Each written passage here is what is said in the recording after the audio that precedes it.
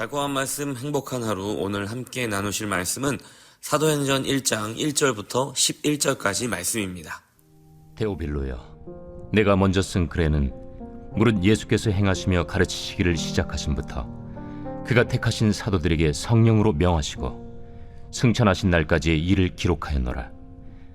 그가 고난받으신 후에 또한 그들에게 확실한 많은 증거로 친히 살아계심을 나타내사 40일 동안 그들에게 보이시며 하나님 나라의 일을 말씀하시니라. 사도와 함께 모이사 그들에게 분부하여 이르시되, 예루살렘을 떠나지 말고 내게서 들은 바 아버지께서 약속하신 것을 기다리라. 요한은 물로 세례를 베풀었으나 너희는 몇 날이 못 되어 성령으로 세례를 받으리라. 그들이 모였을 때 예수께 여쭈어 이르되, 주께서 이스라엘 나라를 회복하심이 이때니이까? 때와 시기는 아버지께서 자기의 권한에 두셨으니 너희가 알 바 아니요 오직 성령이 너희에게 임하시면 너희가 권능을 받고 예루살렘과 온 유대와 사마리아와 땅 끝까지 이르러 내 증인이 되리라. 이 말씀을 마치시고 그들이 보는 데 올려져 가시니 구름이 그를 가리어 보이지 않게 하더라. 올라가실 때 제자들이 자세히 하늘을 쳐다보고 있는데 흰옷 입은 두 사람이 그들 곁에 서서, 갈릴리 사람들아, 어찌하여 서서 하늘을 쳐다보느냐? 너희 가운데서 하늘로 올려지시니 예수는 하늘로 가심을 본 그대로 오시리라. 영화계의 공식 중에는 전편보다 나은 속편이 없다는 말이 있습니다. 그러한 공식을 깬 영화는 여전히 터미네이터 2 말고는 생각나는 경우가 별로 없는 것을 보면 어느 정도는 사실인 것 같습니다. 사도행전은 우리가 잘 아는 바와 같이 누가복음의 속편입니다. 무엇이 더 낫다는 표현은 부적절해 보이지만 전편 못지않은 속편임은 분명합니다. 누가복음은 예수께서 행하시며 가르치시기를 시작하시고 부활 승천하신 날까지의 일이 기록되어 있습니다. 그러나 아직 예수님이 행하시고 가르치시는 일은 끝나지 않았습니다. 사도행전은 이어서 예수님이 시작하셨으나 아직 끝나지 않은 행하시고 가르치신 일의 기록을 이어가고 있는 것입니다. 예수님이 사도행전 무대의 전면으로 등장하시는 것은 승천의 모습을 기록한 오늘의 9절 말씀까지입니다. 그러나 이후로는 예수님을 여전히 살아서 바로 이 현실 세계에서 강력하게 역사하시는 분으로 묘사합니다. 누가는 누가복음과 사도행전을 통해서 예수님은 승천하신 이후에 우리의 기억 속에서 희미해져가는 기억이 아니라고 주장합니다. 예수님과의 동행은 화려했던 과거, 그리운 추억이 아니라는 것입니다. 그분은 죽음에서 부활하셨고 하늘로 승천하셔서 이전처럼 계시지는 않지만 여전히 살아계시며 현실 세계에서 강력한 능력을 발휘하시는 분이십니다.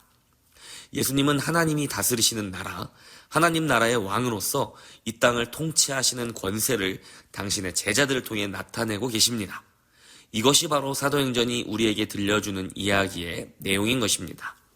그래서 사도행전의 주인공은 사도 베드로도 아니요, 바울도 아니요, 그들 안에서 강력하게 역사하시는 예수 그리스도와 그분의 영이신 성령님, 그리고 그분의 복음인 것입니다. 오늘 본문에는 부활하신 예수님 앞에서 여전히 이스라엘의 회복의 때를 묻는 제자들의 모습이 등장합니다. 그들이 모였을 때 예수께 여쭈어 이르되, 주께서 이스라엘 나라를 회복하심이 이때니까 하니. 죽음에서 부활하신 예수님을 눈앞에 두고 이런 질문을 하는 것은 어쩌면 당연합니다.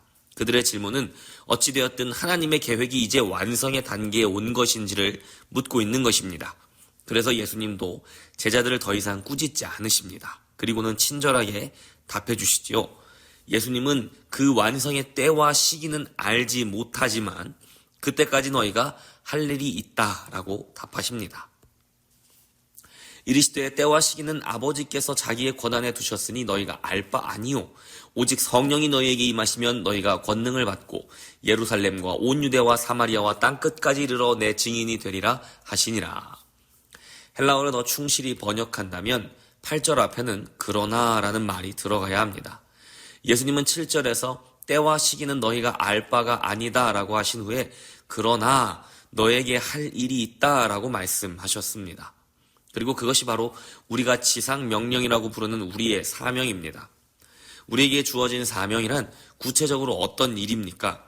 이 세상과는 전혀 다른 차원의 하나님 나라가 이미 우리에게 왔고 그 나라를 다스릴 왕 중의 왕 예수께서 우리에게 오셨다는 사실을 증언하는 것입니다. 내가 보았습니다. 내가 증인입니다. 예수는 죽음에서 부활하셨고 지금도 이 세상을 다스리고 계십니다. 이 세상에 하나님이 다스리시는 하나님의 나라가 이미 임하였고 그 나라를 부활하셔서 살아계신 예수께서 통치하고 계십니다. 라며 이 놀라운 사실을 증거하는 것입니다. 그렇게 우리가 지상명령이라고 부르는 부활하신 예수의 증인으로서의 사명을 명령하신 후에 예수님은 승천하셨습니다. 이 말씀을 마치시고 그들이 보는데 올려져 가시니 구름이 그를 가리어 보이지 않게 하더라. 그렇게 엄청난 사명을 주시고는 승천해버리셨습니다. 어쩌면 막막하고 두렵기까지 하지 않았을까 생각됩니다. 남겨진 사람들의 면면을 보십시오. 도망치고 부인하고 배신했던 바로 그 제자들, 예수님과 함께하던 그 모든 시간 동안 주님의 가르침을 제대로 이해하지도 못했던 바로 그들이 그 엄청난 임무를 맡았습니다. 당연히 스스로도 감당하기 어렵다고 생각했을 것입니다. 그들은 도움이 필요합니다. 그리고 오늘 우리도 도움이 필요합니다. 우리는 우리 스스로를 잘 알기 때문에 정말로 그렇다는 것을 누구보다 잘 알 것입니다. 그래서 우리 예수님은 제자들에게 선물을 주시겠다고 약속하셨습니다. 강력한 무기를 주시겠다고 약속하셨습니다. 구름과 함께 승천하시는 예수님의 모습은 구약의 엘리야의 승천 장면을 떠올리게 하는데요. 엘리야는 하나님의 부르심으로 승천할 때에 자기 제자였던 엘리사에게 모든 능력과 사역을 위임하였습니다. 그 후에 엘리사는 엘리야와 같은 일을 감당할 수 있었던 것이죠. 예수님도 마찬가지입니다. 예수님은 남겨진 제자들에게 자신의 능력과 사역을 위임하셨습니다. 그 일을 위해 보내신 분이 바로 성령님이신 것이지요. 오직 성령이 너희에게 임하시면 너희가 권능을 받고 라고 할 때 그 권능, 여기서 말하는 권능이란 헬라어로 디나미스입니다. 이 단어에서 다이너마이트라는 단어가 파생되었습니다. 우리는 성령을 통해 이 폭발하는 능력을 받습니다. 그것이 예수께서 약속하신 성령과 성령이 주시는 선물이죠. 우리 모두 마음속에 이 다이너마이트를 품고 세상에 나가 폭발시키는 것입니다. 사도행전의 주인공은 누가도 아니요, 사도 베드로도 아니요, 사도 바울도 아닙니다. 오직 예수 그리스도와 그분의 성령 그리고 그분의 복음이 주인공입니다. 사도들의 선교 여행이 아니라 사도들을 통해 전파되어지는 복음의 여행입니다. 예수님은 9절의 승천 이야기로 사도행전 무대의 중앙에서 사라지시지만 그분은 무대 뒤에서 더 분주하게 일하십니다. 자신의 제자들에게 성령님을 통해 다이너마이트와 같은 권능을 주시고 이제 그들을 무대의 전면으로 나아가게 하십니다. 그리고 그들은 다이너마이트를 폭발시키며 지금도 살아계시고 역사하시는 왕 중의 왕, 부활하신 예수님에 대하여 증언합니다. 이것이 바로 사도행전입니다. 그리고 사도행전은 다시 오늘의 우리를 무대의 전면으로 초대합니다. 이제는 사도행전이 나도행전이 되어야 할 때입니다. 우리는 전부 약속하신 성령으로 침례를 받은 주님의 같은 제자들입니다. 고린도전서 12장 13절에는 이렇게 말하고 있습니다. 우리가 유대인이나 헬라인이나 종이나 자유인이나 다 한 성령으로 침례를 받아 한 몸이 되었고 또 다 한 성령을 마시게 하셨느니라. 우리도 성령을 통해 권능을 받았습니다. 그 권능으로 오늘 하루도 살아계신 예수님을 증거하고 전하는 폭발력 있는 하루가 되시기를 축복합니다. 부활하신 예수님은 이제 우리를 나도행전의 무대로 나오라고 부르십니다.